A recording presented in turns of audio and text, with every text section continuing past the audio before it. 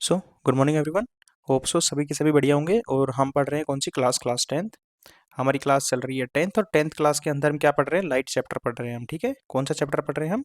Light chapter पढ़ रहे हैं। हमने काफ़ी चीज़ें इसके अंदर देख चुके हैं, जैसे कि हमने लास्ट क्लास के अंदर हमने कवर किया था क्या? Refraction of A light. और रिफ्रैक्शन ऑफ ए लाइट के साथ साथ हमने कवर किया था कि रिफ्रैक्टिव इंडेक्स क्या होता है और वो उसका रेशियो क्या होता है। ठीक है, तो रिफ्रैक्शन बहुत ज़रूरी है आज वाली क्लास के लिए। आपको पहले रिफ्रैक्शन आना चाहिए, अगर नहीं आता तो आप लास्ट क्लास को देख के आइए। और अगर आता है तो आज हम पढ़ेंगे क्या? लेंसेज। आज हम लेंसेज को बहुत अच्छे से कवर करेंगे, एक एक लेंसेज को हम डिटेल में पढ़ेंगे और इमेज फॉर्मेशन को देखेंगे। ठीक है, जो भी बाकी चीज़ें हैं वो आप लास्ट क्लासेस के अंदर आप जाके देख सकते हो। ये लास्ट क्लास हो सकती है हमारी, होप सो इसके बाद कोई क्लास आपको इस टॉपिक पे ना देखने को मिले। इसके बाद हम न्यूमेरिकल्स को करेंगे डायरेक्ट। हम स्टार्ट करते हैं सबसे पहले किससे? लेंसेज की। लेंसेज की डेफिनेशन हम देखेंगे। सबसे पहले मैं आपको बता दूं लेंसेज होते क्या है।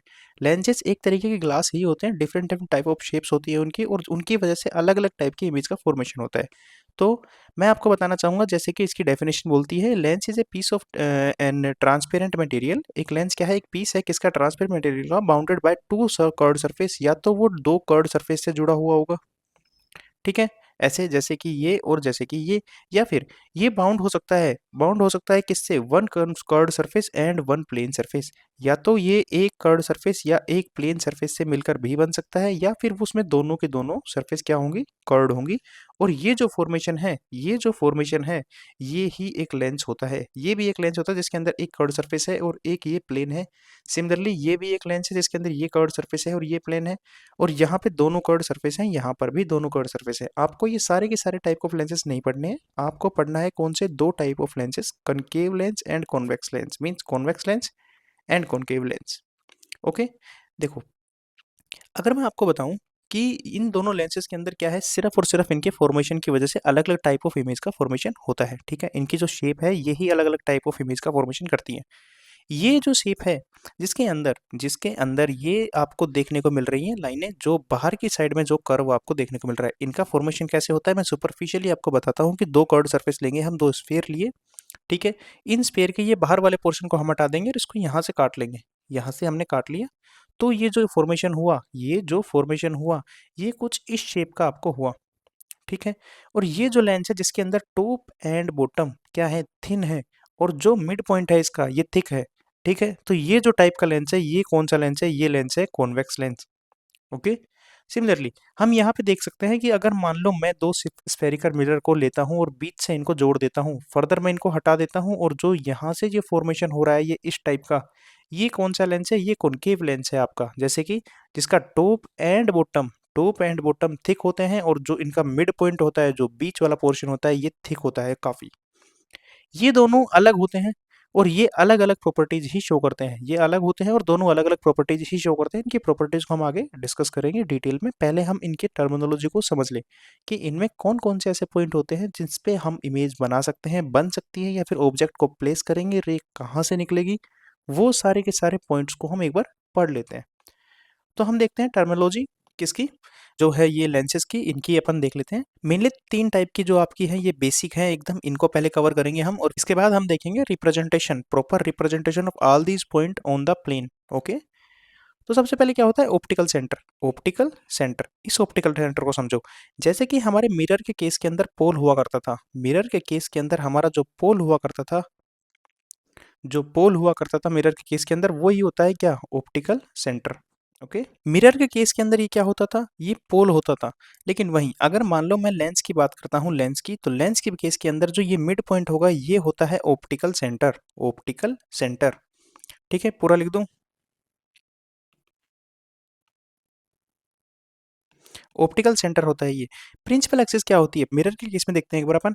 एक स्ट्रेट लाइन होगी, एक स्ट्रेट लाइन होगी जो पास होगी कहाँ से? पोल से एंड सेंटर ऑफ कर्वेचर से। पोल से एंड सेंटर ऑफ कर्वेचर से पास होगी, इसको बोलते हैं अपन प्रिंसिपल एक्सिस। इसको क्या बोलते हैं? Principal axis. सिमिलरली ये जो लेंस है ये भी एक स्फेयर से मिलकर ही बना है, ये भी एक स्फेयर से मिलकर ही बना है। तो ये जो स्फेयर था, ये जो स्फेयर था, इसका कोई सेंटर हुआ करता था ये वाला। इस केस में ये क्या होगा, ये भी सेंटर ऑफ कर्वेचर ही रहेगा। ये क्या रहेगा, सेंटर ऑफ कर्वेचर ही रहेगा। और जो line optical centre and centre of curvature से पास होगी उस लाइन को बोलेंगे अपन अब principal axis in case of lenses. एक बार सुपरफिशियली समझ लो, फिर डिटेल में समझाऊंगा ये सारी चीजें। इसके बाद प्रिंसिपल फोकस क्या होता है। प्रिंसिपल फोकस वही होता है centre of curvature and optical centre का जो मिड पॉइंट होता है, जो मिड पॉइंट होता है इनका वो ही होता है क्या, प्रिंसिपल फोकस। इसको फोकल भी बोलते हैं। अब हम इनकी टर्मिनोलॉजी को एक एक करके ग्राफ के अंदर रिप्रेजेंट करते हैं सबसे पहले। ठीक है, मेरी बात सुनो। मान लो हमारे पास ये क्या है, ये एक हमारे पास कॉन्वेक्स लेंस है। कौन सा है लेंस है, ये हमारे पास कॉन्वेक्स लेंस है। और यहाँ पे एक लाइन जा रही है एकदम स्ट्रेट, एकदम स्ट्रेट। ये जो पॉइंट है इसको बोलते हैं अपन क्या, इसको बोलते हैं ऑप्टिकल सेंटर। ऑप्टिकल सेंटर, ठीक है। अब ये जो स्फेयर है जिससे ये लेंस बना है, इसका जो सेंटर था ये कहीं यहाँ था। तो इस टाइम भी ये जो सेंटर है ये सेंटर ऑफ कर्वेचर ही बोला जाएगा। सिमिलरली यहाँ पर भी कोई स्फेयर हुआ करता था जिसकी वजह से ये इस साइड से कर्व हुआ, ठीक है। तो इसका भी कोई सेंटर था, वो भी सेंटर ऑफ कर्वेचर ही बोला जाएगा। और ये दोनों जो सेंटर हैं ये ऑप्टिकल सेंटर से, centre of curvature of this sphere, centre of curvature of this side, ये दोनों जो centre of curvature and pole के बीच की जो डिस्टेंस है ये हमेशा सेम रहेगी। ओके, ये हमेशा सेम रहेगी। वहीं सेंटर ऑफ कर्वेचर एंड जो ऑप्टिकल सेंटर है इनका जो मिड पॉइंट है वो जो मिड पॉइंट आप देख पा रहे हो, इन दोनों के मिड पॉइंट जो है यहाँ पर, वो क्या होता है, वो फोकल होता है। और यहीं पे इस डायरेक्शन के अंदर भी, इस साइड भी, जो optical centre and centre of curvature के बीच में जो मिड पॉइंट होता है वो इस साइड भी क्या होता है, फोकल होता है। ठीक है, फोकल पॉइंट। तो मतलब आप देख पा रहे हो कि सर हाँ, लेंस के केस के अंदर हमारे पास दो फोकल होते हैं, लेफ्ट साइड के अंदर और एक राइट साइड के अंदर। बिकॉज बिकॉज बच्चे, लेंस जो होता है वो दोनों साइड से रेज को रिफ्लेक्ट और रिफ्रैक्ट करता है। यहाँ से अगर कोई रे आएगी तो उसको भी रिफ्लेक्ट करेगा, और यहाँ से अगर कोई रे आएगी तो उसको भी रिफ्लेक्ट करेगा। समझ में आई मेरी बात। तो मतलब कि आपको ये चीज समझ में आई कि हाँ सर, लेंस के केस के अंदर क्या होता है, लेंस के केस के अंदर दो फोकल होते हैं, दो फोकल पॉइंट होते हैं, एक लेफ्ट साइड में और एक राइट साइड में। ठीक है, अब ये बात मेरे ध्यान से सुनो। यहाँ पे जो मैं लिख रहा हूँ इस बात को तुम बहुत ध्यान से सुनना। ये जो सेंटर ऑफ कर्वेचर है इसको मैं 2f भी लिखता हूँ, इस साइड वाले सेंटर ऑफ कर्वेचर को भी मैं 2f लिखता हूँ। मतलब एक्चुअली आपको ये चीज पता होनी चाहिए कि centre of curvature and pole के बीच में जो पॉइंट होता है उसको फोकल पॉइंट बोलते हैं। और ये जो डिस्टेंस है ये फोकल लेंथ है। इस साइड भी centre of curvature and optical centre के बीच का जो डिस्टेंस होती है ये यहाँ पर भी फोकल लेंथ होती है। और ये जो डिस्टेंस है ये भी फोकल लेंथ है, मतलब कि यहाँ तक जो डिस्टेंस है वो कितनी है, वो है फोकल लेंथ। प्लस में यहाँ की डिस्टेंस भी फोकल लेंथ के बराबर है। तो यहाँ के टोटल डिस्टेंस को अगर मैं काउंट करता हूँ तो ये आती है हमारे पास 2f। इसलिए मैं इस पॉइंट, सेंटर ऑफ कर्वेचर वाले पॉइंट को इन केस ऑफ लेंस बोल सकता हूँ 2f। ओके, समझ में आई मेरी बात। तो अब मैं आपको ये स्लाइड दिखाता हूँ जो मैंने आगे रख रखी है आपके लिए। इस स्लाइड को देखो, यहाँ पे क्या है, ये जो पॉइंट है लेंस के बीचों बीच इसको बोलते हैं ऑप्टिकल सेंटर। ठीक है, जो इस स्फेयर का सेंटर था वो ये वाला सेंटर है, और इसको बोलते हैं अपन सेंटर ऑफ कर्वेचर। ये लेफ्ट साइड में भी है, और ये सेंटर ऑफ कर्वेचर कहाँ पर है, ये राइट साइड के अंदर भी आपको देखने को मिलेगा। ओके सर, समझ में आ गया। ये जो सेंटर ऑफ कर्वेचर है ये ऑप्टिकल सेंटर से कितना दूर है, जो डिस्टेंस है इसको बोलते हैं रेडियस ऑफ कर्वेचर। और इस रेडियस ऑफ कर्वेचर के बिल्कुल मिड पॉइंट के ऊपर जो पॉइंट होता है वो होता है हमारा फोकल पॉइंट, फोकस या फिर फोकल पॉइंट। ठीक है, ये फोकस हो गया। सर ये जो फोकस है ये भी आपको राइट साइड में और लेफ्ट साइड में दोनों साइड देखने को मिलेगा, क्योंकि जो लेंसेज होते हैं ये दोनों साइड से रेज को रिफ्लेक्ट करते हैं। दोनों साइड से क्या करते हैं, ये दोनों साइड से हमारी रेज को रिफ्लेक्ट करते हैं, इसलिए यहाँ पे दोनों साइड में हमें फोकल देखने को मिलता है। ओके सर, यहाँ तक भी कोई दिक्कत नहीं है। जो ऑप्टिकल सेंटर है उससे लेकर और फोकल पॉइंट तक की जो डिस्टेंस होती है इसको बोलते हैं हम फोकल लेंथ। ठीक है, तो इस साइड भी ये फोकल लेंथ रहेगी और इस साइड भी ये फोकल लेंथ सेम ही रहेगी किसी भी लेंस के अंदर। और अगर ये मिड पॉइंट है किसका, centre of curvature and optical centre के, ये अगर मिड पॉइंट है, ये वाला पॉइंट क्या है, एक सेकेंड, ये वाला अगर पॉइंट जो है वो मिड पॉइंट है किसका, इसका यहाँ पे और यहाँ तक, तो मतलब कि अगर मैं आपको बोलूँ यहाँ पे अगर ये डिस्टेंस f है तो ये डिस्टेंस भी मेरी f हो जाएगी, तो ये कंप्लीट डिस्टेंस मेरी कितनी हो जाएगी, ये हो जाएगी 2f, 2f। और सेम दिस साइड के अंदर भी ये कंप्लीट डिस्टेंस कितनी हो जाएगी मेरी 2f। इसलिए मैं सेंटर ऑफ कर्वेचर की जगह कई बार ऐसा लिखूंगा आगे, जो क्या रहेगा वो रहेगा 2f, और यहाँ पर भी मैं क्या लिखूंगा 2f। ओके, तुम समझ जाना 2f का मतलब twice of focal length means centre of curvature, और इस साइड भी 2f मतलब twice of focal length means centre of curvature. और जो लाइन पास हो रही है centre of curvature focal point and optical centre से, लेफ्ट साइड भी और राइट साइड भी, ये जो लाइन है इसको बोलते हैं हम प्रिंसिपल एक्सिस, इसको बोलते हैं हम प्रिंसिपल एक्सिस। ओके, यहाँ तक कोई दिक्कत? प्रिंसिपल एक्सिस आपको समझ में आई? ठीक है सर, हमें प्रिंसिपल एक्सिस समझ में आ गई। तो ये सारे टर्मिनोलॉजी होप सो आपको सामने जो लिखी हुई है ये सारी की सारी आपको समझ में आ गई होंगी। ये हमने एक कॉन्वेक्स लेंस को एक्सप्लेन किया है, हमने एक कॉन्वेक्स लेंस को एक्सप्लेन किया है। अब चाहे आप यहाँ पर एक काम कर सकते हो, चाहे आप ऐसे मान लो, चाहे आप ऐसे मान लो कि चाहे यहाँ पर मैं इसकी जगह पे एक कॉन्वेक्स लेंस को भी रख लूँ या कॉनकेव लेंस को भी रख लूँ, कॉन्वेक्स लेंस को रखूँ या कॉनकेव लेंस को रखूँ, ये जो सारी टर्मिनोलॉजी जो मैंने आपको समझाई है ये दोनों चीज़ों में बिल्कुल सेम रहेगी। ये पॉइंट रहेगा, ये ऑप्टिकल सेंटर रहेगा, इस साइड में भी सेंटर ऑफ कर्वेचर आपको देखने को मिलेगा, इस साइड में भी सेंटर ऑफ कर्वेचर आपको देखने को मिलेगा। फोकल पॉइंट जो रहेगा वो ऑप्टिकल सेंटर और सेंटर ऑफ कर्वेचर का मिड पॉइंट रहेगा। ये जो लेंथ रहेगी ये फोकल लेंथ रहेगी, और ये जो लेंथ रहेगी टोटल ये twice of focal length means ये रहेगी 2f। ठीक है, कॉनकेव लेंस के अंदर भी यही चीज रहेगी, प्रिंसिपल एक्सिस भी सेम रहने वाली है आपकी। कोई दिक्कत है? अब ये जो लास्ट टर्म है इस लास्ट टर्म को आप समझो बहुत अच्छे से। लास्ट टर्म क्या बोलती है, जो ए बी है ये क्या है, अपर्चर है। ठीक है, अपर्चर मतलब कि जो हाइट होती है किसी भी लेंस की, जैसे कि लेंस की ये जो हाइट है, चाहे अब मैं इस लेंस को, जैसे मान लो मैंने बोला कि ये ए से बी तक, ये ए से और ये बी तक है, इसके बीच में चाहे मैं लेंस का फॉर्मेशन कैसे भी करूं, हो सकता है मैं लेंस को ऐसे बनाऊं, ठीक है, हो सकता है मैं लेंस को ऐसे ना बनाकर लेंस को ऐसे बनाऊं, ठीक है, लेकिन जो ये हाइट है टोटल, ये जो हाइट है टोटल, ये जो रहेगी ये ए बी, ये होती है aperture of lens, aperture of lens. Okay, सारी की सारी टर्म आपको समझ में आ गई। अब हम आगे बढ़ते हैं इस चीज़ के अंदर कि जो बची हुई टर्मिनोलॉजी है वो उसकी डेफिनेशन आप यहाँ से नोट डाउन कर लेना कि फोकल लेंथ क्या होती है, the distance between optical centre and the centre of curvature का जो मिड पॉइंट होता है उसके बीचों बीच का जो पॉइंट होता है वो होता है फोकल पॉइंट, वहां तक के डिस्टेंस ऑप्टिकल सेंटर से और फोकल पॉइंट तक होती है फोकल लेंथ। अपर्चर आपको समझा दिया, जो हाइट होती है, जो हाइट होती है किसी भी लेंस की वो होती है क्या, अपर्चर। ओके, और जो आई मींस इंटेंसिटी डिपेंड करती है किसी की भी, किसी लाइट रे की जो इंटेंसिटी है, किसी भी लाइट रे की इंटेंसिटी जो है वो डिपेंड करती है किसके ऊपर, स्क्वायर ऑफ अपर्चर। ये हम न्यूमेरिकल्स के अंदर देखेंगे, इस चीज़ को सिर्फ तुम ऐसे याद रखो कि जो इंटेंसिटी होती है किसी भी लेंस की, जो इंटेंसिटी होती है किसी भी लेंस की वो डिपेंड करती है, डिपेंड करती है किसके ऊपर, square of aperture means aperture का स्क्वायर के ऊपर डिपेंड करती है। और अपर्चर क्या होता है, हाइट होती है किसी भी लेंस की, कि लेंस की हाइट कितनी है, चाहे ये कॉन्वेक्स लेंस हो, चाहे ये कौन सा लेंस हो, चाहे ये कॉनकेव लेंस हो। कोई दिक्कत है? कोई दिक्कत है? कोई दिक्कत नहीं है सर, हम आगे चल सकते हैं। तो अब हम देखते हैं रूल फॉर इमेज फॉर्मेशन।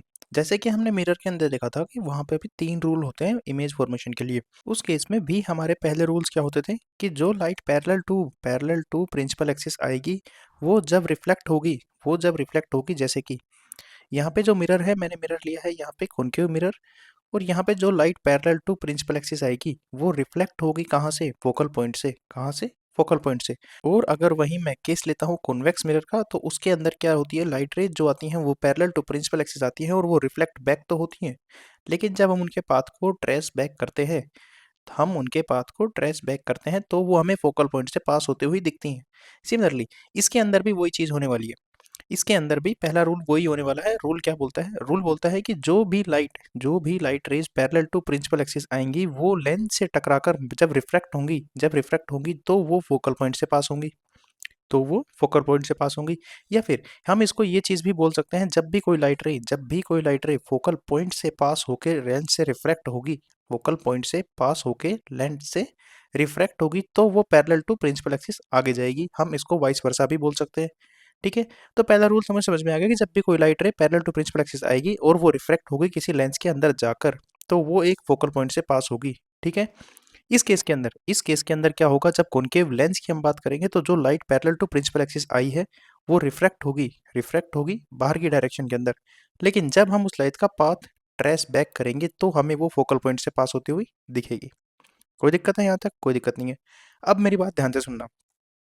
जो कॉन्वेक्स लेंस होता है इसके अंदर जो लाइट होती है वो फोकल पॉइंट पे एक्चुअली मर्ज होती हैं, एक्चुअली जाकर फोकल पॉइंट से पास होती हैं। मतलब जो कॉन्वेक्स लेंस होता है इसको हम क्या बोल सकते हैं, कन्वर्जिंग लेंस। क्या बोल सकते हैं हम? Converging lens. ओके। और यहाँ पर इस केस के अंदर जो भी लाइट रे हमारी जब लेंस से जाएंगी तो वो बाहर जाएंगी, means parallel to principal axis आई तो वो बाहर के डायरेक्शन के अंदर होंगी। इसको बोलते हैं डाइवर्जिंग लेंस, मींस लाइट एक दूसरे से डाइवर्ज हो रही है, दूर जा रही है, तो इसको क्या बोलते हैं, डाइवर्जिंग लेंस।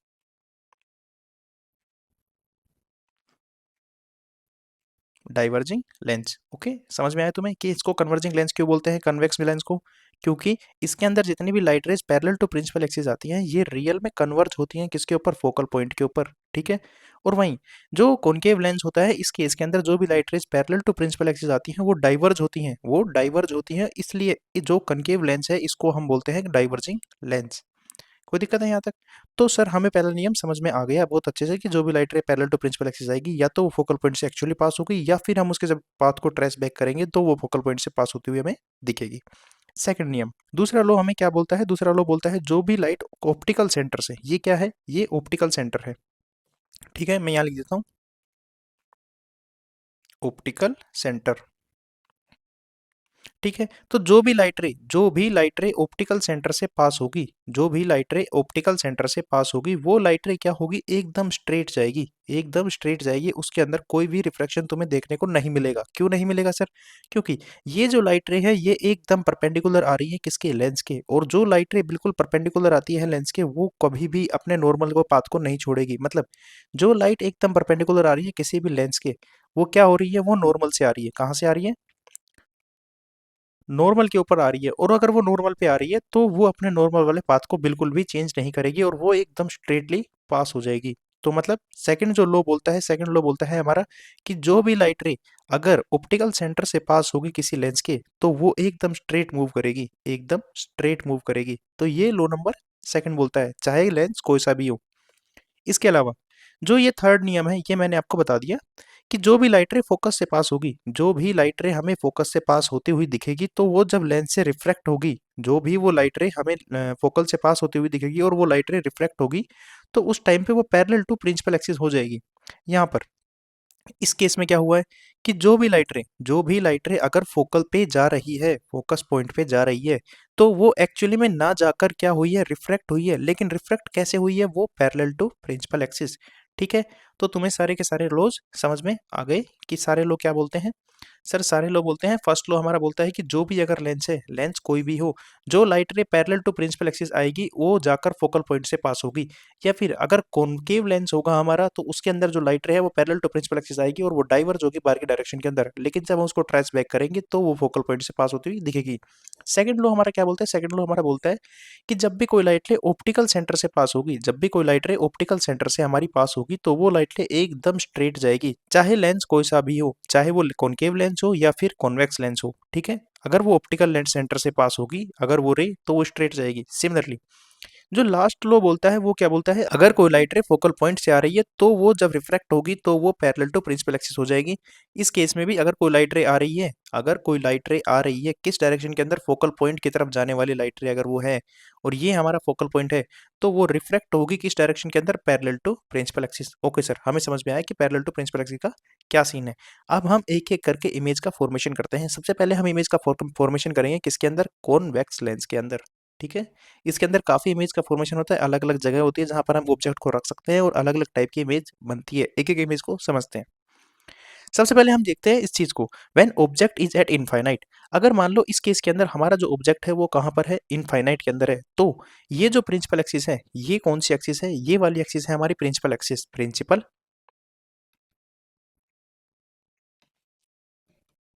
Principal axis. इस प्रिंसिपल एक्सिस के पैरेलल जितनी भी लाइट रेज आ रही हैं वो एक्चुअली के अंदर रिफ्रैक्ट होने के बाद फोकल पॉइंट के ऊपर मीटअप कर रही हैं, फोकल पॉइंट के ऊपर मीटअप कर रही हैं। ठीक है, तो मतलब कि मैं आपको बोल सकता हूँ when object is at infinity, object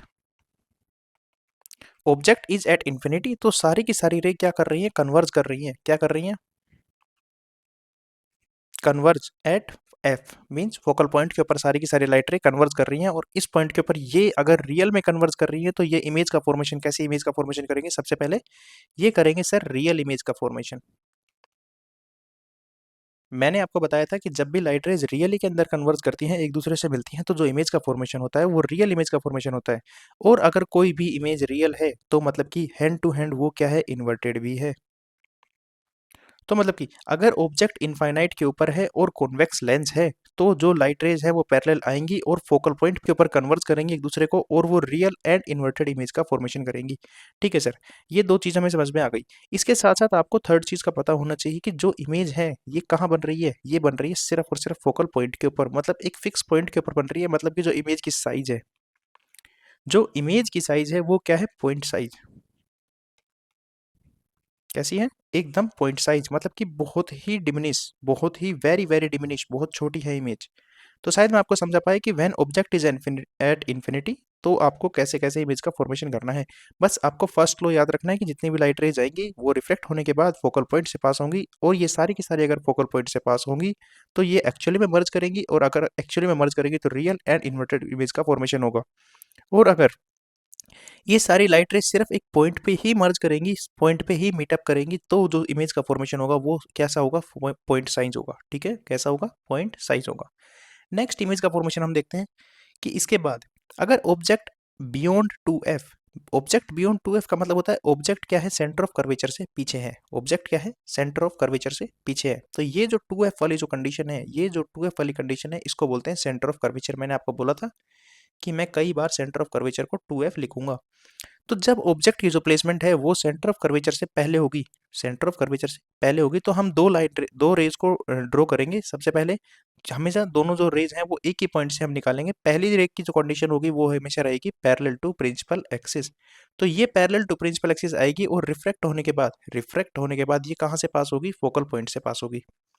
कोई दिक्कत है, ये कहाँ से पास होगी सर, ये होगी फोकल पॉइंट से पास। तो ये जो हमारी पहली लाइट रे ये ऐसे आई, आने के बाद ये रिफ्रैक्ट हुई लेंस में जाकर, और ये फोकल पॉइंट से पास हुई, ये फोकल पॉइंट से पास हुई, ऐसे एकदम स्ट्रेट। ठीक है, okay sir. The next light ray coming from the object is as this from the optical centre, ये ऑप्टिकल सेंटर से पास हुई, और अगर ये ऑप्टिकल सेंटर से पास होगी तो ये एकदम स्ट्रेट जाएगी, और दोनों लाइट रे जो है ये मर्ज करेंगी एक पॉइंट पे, ए पॉइंट पे। तो मतलब कि अगर ये जो पॉइंट ए है, अगर तुम यहाँ खड़े हो, तुम यहाँ खड़े हो और तुम्हारा सर अगर ए पॉइंट पे है, तो ये जो इमेज है इसमें ये जो सर है तुम्हारा ये पॉइंट ए पे होगा, और तुम्हारे पैर रहेंगे नीचे। मतलब कि ये इमेज एक तरीके से आपको इन्वर्टेड दिख रही है। ओके सर, दिख रही है। ये इमेज आपको क्या, क्या ये इमेज आपको प्रिंसिपल एक्सिस से नीचे दिख रही है, तो मतलब कि ये इन्वर्टेड है। और ये लाइट रे एक्चुअली में मर्ज कर रही है, मतलब कि ये एक रियल इमेज का फॉर्मेशन हो रहा है। ओके सर, तो दो कंडीशन आपको यहाँ पर भी समझ में आई होगी। कंडीशन नंबर वन कि light rays are really merging, light rays are actually merging means the formation of image is real, real image. क्योंकि लाइट रे क्या कर रही है, रियल में मर्ज कर रही है, इसलिए इमेज क्या है, रियल है। और अगर इमेज रियल है तो वो इन्वर्टेड भी होगी, वो इन्वर्टेड भी होगी। मतलब सेकंड कंडीशन क्या है, इमेज की प्रॉपर्टी है कि वो इमेज रियल है, उसके साथ साथ वो इन्वर्टेड भी है। ओके सर, इन्वर्टेड भी है। अब इसके साइज का अंदाजा लगाओ तुम, कि तुम्हारे हिसाब से जो ऑब्जेक्ट की साइज है और वो इमेज की साइज है उसमें कितना डिफरेंस है। अरे, ये दोनों मिट गए क्या, मैं लिख देता हूँ एक बार इसके कैसी है ये। सबसे पहले तो ये है रियल इमेज, और सेकंड क्या है, ये इन्वर्टेड है। ये क्या है, इन्वर्टेड भी है साथ साथ। अब देखो, जो ऑब्जेक्ट की साइज है उसकी साइज से काफी काफी छोटी जो इमेज की साइज है, मतलब ये है कि जो इमेज की साइज है वो क्या है, छोटी है एज कंपेयर टू ऑब्जेक्ट की साइज। मतलब third condition, size of image is small, size of image is small. कोई दिक्कत है, कोई दिक्कत नहीं है सर। यहाँ तक आपको समझ में आया कि सारी की सारी प्रॉपर्टी क्या है? ये सारी की सारी प्रॉपर्टी किसी ऑब्जेक्ट की तब इमेज की हैं जब वो ऑब्जेक्ट कहाँ है, बियॉन्ड 2f, मतलब कि सेंटर ऑफ कर्वेचर से पहले। नेक्स्ट चलते हैं। नेक्स्ट इमेज का फॉर्मेशन हम देखते हैं कि when object is at 2f, means अगर ऑब्जेक्ट सेंटर ऑफ कर्वेचर के ऊपर रखा हो तो इमेज का फॉर्मेशन कैसा होगा। वही केस करेंगे। सबसे पहले लाइट रे हम पास करेंगे कहाँ से, पैरेलल टू प्रिंसिपल एक्सिस, और वो मिरर से रिफ्लेक्ट होगी और वो फोकल पॉइंट से पास होगी। ओके सर, ये पास हो गई हमारी। नेक्स्ट लाइट रे हम सेम पॉइंट से इनिशिएट करेंगे और वो पास करेंगे हम ऑप्टिकल सेंटर से और ये लाइट रे यहाँ पर जाकर मर्ज करेंगे एक दूसरे से। ये पॉइंट जो ए है ये कहाँ पर आपको देखने को मिलेगा, ये मिलेगा आपको same to same as centre of curvature के ऊपर ही आपको देखने को मिलेगा। अगर ऑब्जेक्ट जो है वो सेंटर ऑफ कर्वेचर पे ही रखा हुआ है तो मतलब आपको ये चीज समझ में आई कि जो डिस्टेंस इमेज की है जो डिस्टेंस किसकी है, ऑब्जेक्ट की है, वही डिस्टेंस किसकी है, इमेज की है। मतलब ये कि सर जो साइज ऑफ इमेज है वो सेम रहेगी एज साइज ऑफ ऑब्जेक्ट। अगर इमेज का साइज इतना है तो ऑब्जेक्ट का साइज भी इतना रहेगा। मतलब मैं अगर यहाँ पर पहली कंडीशन को आपको लिख के दिखाता हूँ तो आप सीधा सीधा सिर्फ साइज से हिसाब लगाओ कि सर इस इमेज की जो साइज है वो सेम है, क्योंकि जो डिस्टेंस है ऑब्जेक्ट की किससे, लेंस से, वो सेम डिस्टेंस है किसकी, इमेज की किससे, ऑप्टिकल सेंटर मींस लेंस से। तो मतलब कि ये इमेज का फॉर्मेशन कैसा होगा, ये इमेज का फॉर्मेशन होगा सेम साइज का। Okay sir. Next second condition में अगर आप बात करूं तो ये जो रेज हैं ये एक्चुअली में आपको मिलती हुई नजर आएंगे किसके ऊपर, पॉइंट बी के ऊपर मीन सेंटर ऑफ कर्वेचर के ऊपर। तो मतलब कि इन इमेज का जो फॉर्मेशन है वो कितना है, वो रियल है। Real image are formed, real image. और अगर इमेज रियल है तो वो कैसी होगी, इन्वर्टेड। और आप इस इन्वर्टेड को देख भी पा रहे हो कि ये क्या है, प्रिंसिपल एक्सिस के नीचे बनी हुई है। ये इमेज प्रिंसिपल एक्सिस के नीचे बनी हुई है। ओके, यहाँ तक कोई दिक्कत। हम देखते हैं इसके बाद वाला जो पॉइंट है वो कि अगर हमारा जो ऑब्जेक्ट है वो किसके बीच में है, centre of curvature and focal point के बीच में है। If object is between F and 2f, means अगर ऑब्जेक्ट की जो प्लेसमेंट है वो focal point and the centre of curvature means 2f के बीच में है तो ठीक है। तो वही सेम केस, पहली जो लाइट रे है वो पास होगी कहाँ से, वो पास होगी हमारी पैरेलल टू प्रिंसिपल एक्सिस और रिफ्लेक्ट करेगी किससे, फोकल पॉइंट से, और वो यहाँ जाएगी। समझ में आई मेरी बात? वो कहाँ जाएगी सर, वो यहाँ जाएगी, ये गई। इसके बाद जो नेक्स्ट लाइट रे है वो कहाँ से पास होगी, ऑप्टिकल सेंटर से, और ये दोनों लाइट रे कहाँ मिलेंगी, ये दोनों लाइट रे मिलेंगी यहाँ पर ए पॉइंट पे। अब तुम्हें इससे सीधा सीधा नजर आ रहा है कि सर हाँ, इमेज की जो साइज है वो ऑब्जेक्ट की साइज से काफी बड़ी है, काफी बड़ी हमें देखने को मिल रही है। मतलब अगर मैं यहाँ पर इमेज की प्रॉपर्टीज को नोट करता हूँ तो मतलब कि लार्ज साइज मतलब कि उसकी जो साइज है लार्ज है as compare to object. Object के कंपैरिजन में जो इमेज की साइज है वो कितनी है, वो बड़ी है सर, ठीक है। और ये लाइट रे एक्चुअली में एक दूसरे से मिल रही हैं, एक्चुअली के अंदर ये लाइट रे एक दूसरे से मिल रही हैं किसी बी डैश पॉइंट के ऊपर। तो मतलब कि ये जो इमेज है वो इमेज भी कैसी है, रियल है, ठीक है। हैंड टू हैंड अगर मैं आपको बताऊं कि अगर ये इमेज रियल है तो ये इन्वर्टेड भी होगी। ये कैसी होगी, इन्वर्टेड होगी। यहाँ पर आप एक चीज को ध्यान रखना, यहाँ तक जो मैंने आपको समझाया उसके अंदर, इन चार केसेस के अंदर, कि लेंस कैसा भी हो आपको सबसे पहली रे ऑब्जेक्ट कहाँ पर भी रखा हो, पहली रे आपको हमेशा पैरेलल टू प्रिंसिपल एक्सिस निकालनी है जो आगे जाकर फोकस से पास होगी। जो सेकंड लाइट रे है अगर ऑब्जेक्ट इनफाइनाइट पे नहीं है तो उसके टॉप पॉइंट से आपको उसको रे को निकालना है और ऑप्टिकल सेंटर से पास करवा दो, ठीक है। और जैसे ही आप ऑप्टिकल सेंटर से पास आउट करवाओगे इस रे को तो जहां पर भी ये इमेज बनेगी ये रियल में मर्ज करेंगी, ये सारी की सारी रियल में मर्ज करेंगी।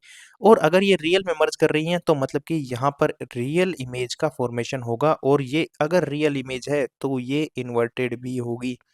मतलब कि यहाँ तक आपको समझ में आया कि जब तक लास्ट पॉइंट रहेगा फोकल, मींस फोकल पॉइंट तक अगर हम किसी भी ऑब्जेक्ट को इनफाइनाइट से और फोकल पॉइंट तक अगर हम किसी भी ऑब्जेक्ट को रखेंगे तो क्या होगा, रियल इमेज का फॉर्मेशन होगा, जो वो इमेज कैसी रहेगी, इन्वर्टेड रहेगी।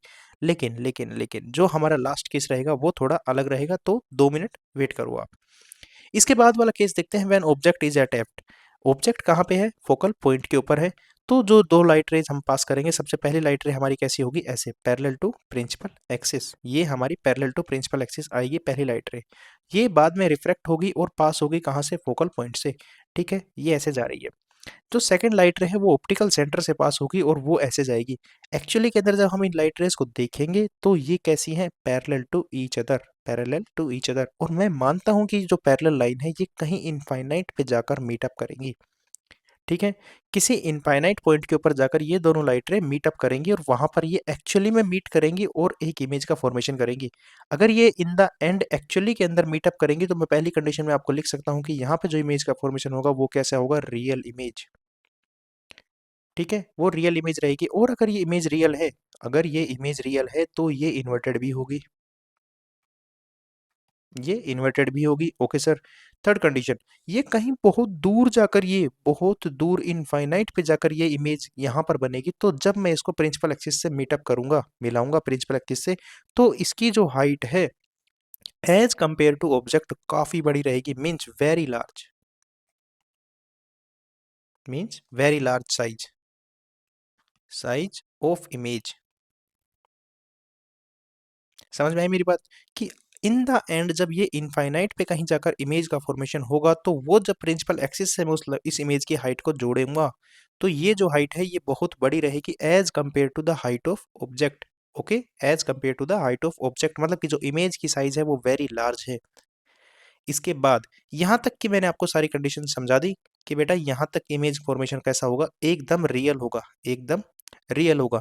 तो मतलब अगर कोई भी ऑब्जेक्ट है, अगर कोई भी ऑब्जेक्ट है और वो लेंस में, वो कॉन्वेक्स लेंस के अंदर, कॉन्वेक्स लेंस के अंदर फोकल पॉइंट तक अगर रखा हुआ है, इनफाइनाइट पे है, बियॉन्ड सेंटर ऑफ कर्वेचर पे है, आफ्टर सेंटर ऑफ कर्वेचर है, बिफोर फोकल पॉइंट के ऊपर है, ठीक है, और ऑन द फोकल पॉइंट पे है, on the focal point means focal point तक, फोकल पॉइंट तक कैसी इमेज बनेगी, कैसी इमेज, इमेज बनेगी real and inverted, real and inverted. अब मेरी एक बात और ध्यान से सुनना तुम, जैसे अगर कोई ऑब्जेक्ट, अगर कोई भी ऑब्जेक्ट, मैं यहाँ पे लिखता हूँ ऑब्जेक्ट, ऑब्जेक्ट इस पॉइंट को मैं मानता हूँ ये है ऑप्टिकल सेंटर, ये है ऑप्टिकल सेंटर ओ, ये पॉइंट है एफ और ये पॉइंट है सेंटर ऑफ कर्वेचर, यहाँ पर भी पॉइंट एफ है और ये है सेंटर ऑफ कर्वेचर। अगर इनफाइनाइट पे मैं कोई पॉइंट को रखता हूँ, अगर मैं किसी इमेज को इनफाइनाइट पे रखता हूँ तो इमेज का फॉर्मेशन कहाँ होगा, फोकल पॉइंट पे होगा, फोकल पॉइंट पे होगा। देखते जाना बस तुम। अगर मैं मान लो किसी इमेज को beyond C means beyond centre of curvature रखता हूँ, यहाँ पर ये मेरा सी है, बियॉन्ड सेंटर ऑफ कर्वेचर, ये मेरा एफ है, ये मेरा ऑप्टिकल सेंटर है, ये एफ है एंड सी है। अगर मैं इनफाइनाइट से ऑब्जेक्ट को थोड़ा इस साइड लेके आया हूँ तो इमेज का फॉर्मेशन अब एफ पे नहीं होगा, वो इमेज का भी फॉर्मेशन एफ से थोड़ा आगे होगा और between focal point and centre of curvature, centre of curvature and focal point के बीच में होगा। मतलब जैसे जैसे मैं ऑब्जेक्ट को इस डायरेक्शन के अंदर मूव करवा रहा हूँ तो इमेज भी ओरिजिनल पॉइंट से, इमेज भी एकदम जो ऑप्टिकल सेंटर है उससे इस डायरेक्शन के अंदर मूव कर रही है। तो तुम्हें बस एक कंडीशन याद रखनी है हमेशा कि जब इनफाइनाइट पे हो तो फोकल पॉइंट पे बनेगी, अगर इनफाइनाइट से मैं थोड़ा इधर लेके आया और इनफाइनाइट और सेंटर ऑफ कर्वेचर के बीच में रख दिया तो इमेज का फॉर्मेशन कैसा होगा, फोकल पॉइंट और सेंटर ऑफ कर्वेचर के बीच में।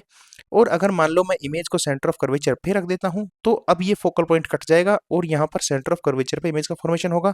सिमिलरली, सिमिलरली अगर मैं उस इमेज का फॉर्मेशन, अगर मैं उस ऑब्जेक्ट को centre of curvature and focal point के बीच में रख दूंगा तो और थोड़ी सी इमेज इधर खिसक जाएगी और वो हो जाएगी beyond C, means centre of curvature के बाद, means beyond, beyond C centre of curvature के बाद। और अगर मैं उस ऑब्जेक्ट को फोकल पॉइंट पे रख दूंगा तो इमेज का फॉर्मेशन कहाँ होगा, इनफाइनाइट पे होगा। तो यहाँ से सिर्फ आप एक चीज समझे कि जैसे जैसे ऑब्जेक्ट को मैं लेंस के पास ला रहा हूँ वैसे वैसे जो इमेज है वो इस साइड में मूव कर रही है। ओके, यहाँ तक कोई दिक्कत है, कोई दिक्कत नहीं है सर, हमें समझ में आ गया।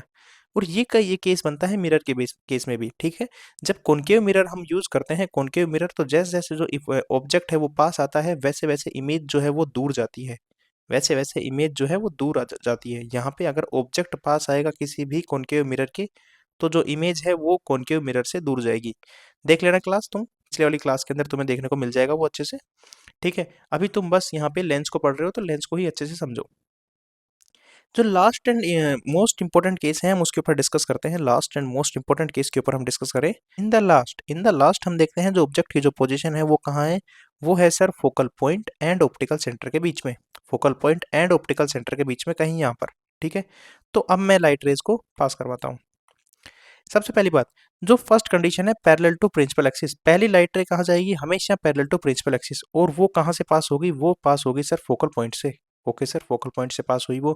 जो अगली लाइट रे है वो पास होगी कहाँ से, ऑप्टिकल सेंटर से। और ये जो लाइट रे है ये एक दूसरे से डाइवर्ज हो रही है, मतलब एक दूसरे से कहीं दूर जा रही है, ये मीटअप नहीं करेंगी कभी भी। लेकिन लेकिन लेकिन लेकिन जब मैंने इनके पाथ को ट्रेस बैक किया, तो ये कहीं मुझे इस पॉइंट पे मिलती हुई दिखी, मींस B2 पॉइंट के ऊपर, जो कि किस डायरेक्शन के अंदर है, ऑब्जेक्ट की डायरेक्शन के अंदर ही है। जिस डायरेक्शन में लेंस से ऑब्जेक्ट रखा हुआ है उस डायरेक्शन में ही इस बार इमेज का फॉर्मेशन हुआ है जब मैंने लाइट रेज को ट्रेस बैक किया। और इसकी जो हाइट है वो इमेज की हाइट से क्या है, बड़ी है। वो इमेज की हाइट से बड़ी है।